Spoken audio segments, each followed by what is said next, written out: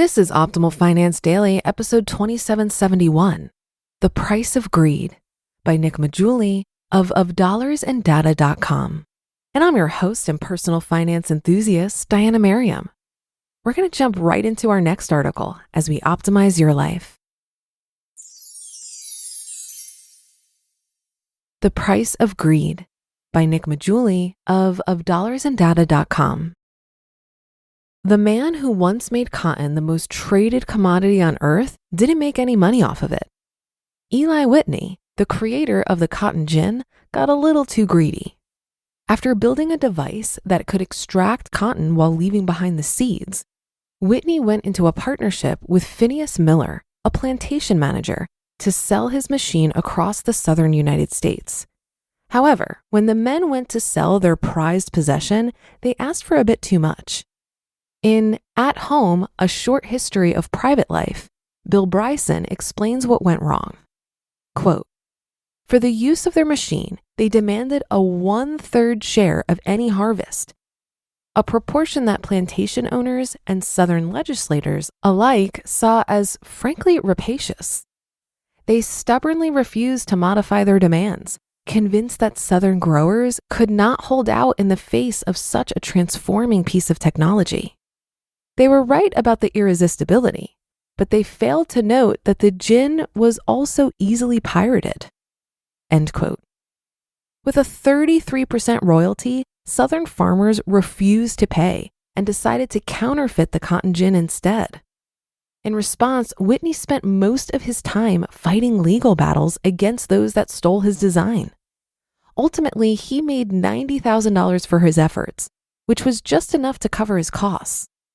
If Whitney and Miller had sold their device at a reasonable price, they may have received the fortunes they so desired.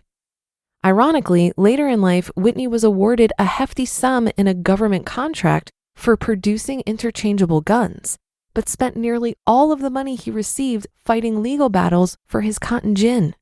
Some people never learn. And so it goes with investing.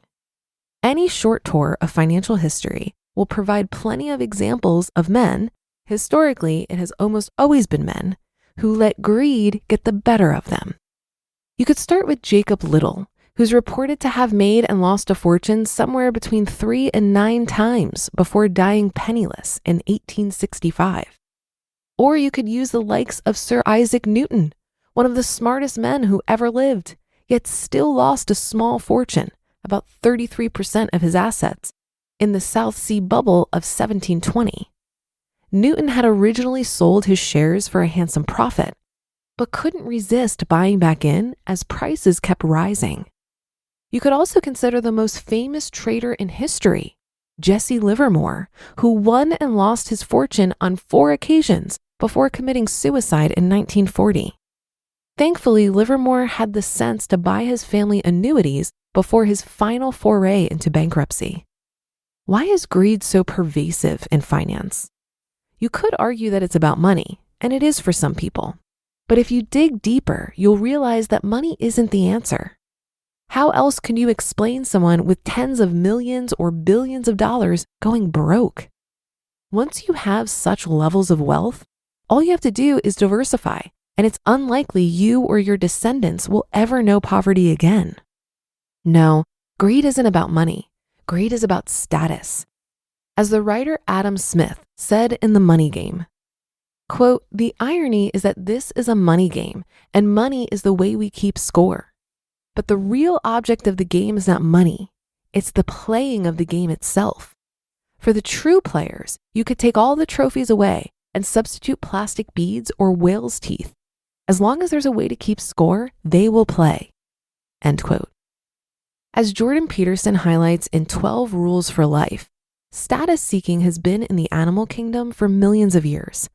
Lobsters do it, wrens do it, and humans do it too. There's nothing new about this, and it won't change in the next millennia. This is particularly true for investors who have an easy way to quantify status: money. So when prices start to rocket upward for a particular stock or a particular asset class, it's not the money that draws people in. It's the perceived change of their place in the status hierarchy. As Warren Buffett said in a 2018 interview with Andrew Ross Sorkin, quote, "People start being interested in something because it's going up, not because they understand it or anything else. But the guy next door, who they know is dumber than they are, is getting rich and they aren't." End quote. Just imagine the feeling. You're being surpassed by people that you know are less accomplished, less intelligent, and less worthy of such status. This is why headlines like, "Everyone's getting hilariously rich and you're not," are so effective at triggering your greed. You don't want to be left behind, so you think about getting in.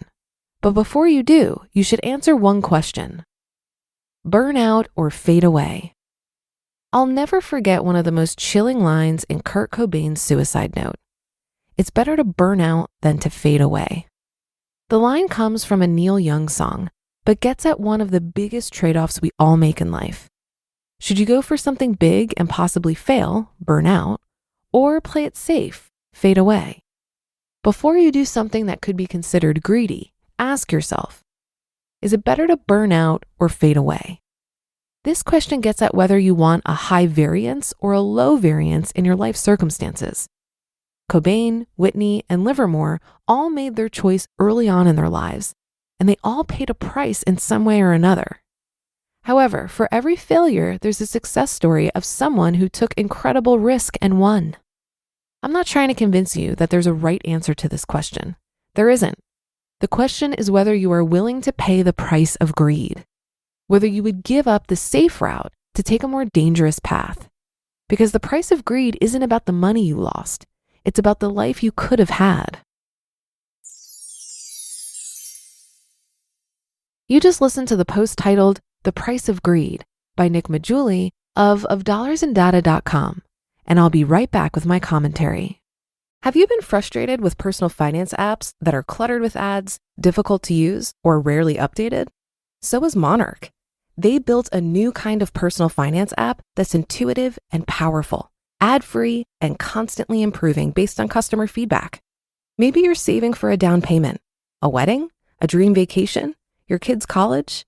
I found that Monarch makes it so easy to help you reach your financial goals, whatever they are. I definitely wouldn't be able to allocate my finances or plan as clearly without help from Monarch. In fact, Monarch is the top-rated all-in-one personal finance app. It gives you a comprehensive view of all of your accounts, investments, transactions, and more. Create custom budgets, set goals, and collaborate with your partner. And now get an extended 30-day free trial when you go to monarchmoney.com/OFD. After trying out Monarch for myself, I understand why it's the top-rated personal finance app. And right now, get an extended 30-day free trial when you go to monarchmoney.com/OFD. That's monarchmoney.com/OFD for your extended 30-day free trial. The emotion of greed and the pursuit of status through money may be rooted in our human nature, but often have some disastrous consequences. The infamous cases of corporate greed, such as the Enron scandal or the 2008 financial crisis, illustrate how unchecked pursuit of wealth and status can lead to catastrophic outcomes, not only for individuals directly involved, but also for the broader economy. When I think about greed and status, the word insatiable comes to mind. If we believe that more is always better, it can be easy to lose perspective. I'm reminded of a story where Kurt Vonnegut and his friend and fellow author, Joseph Heller, went to a party at a billionaire's mansion in Shelter Island, New York. They walked in and found themselves in a room filled with artwork by the likes of Picasso, like an art gallery.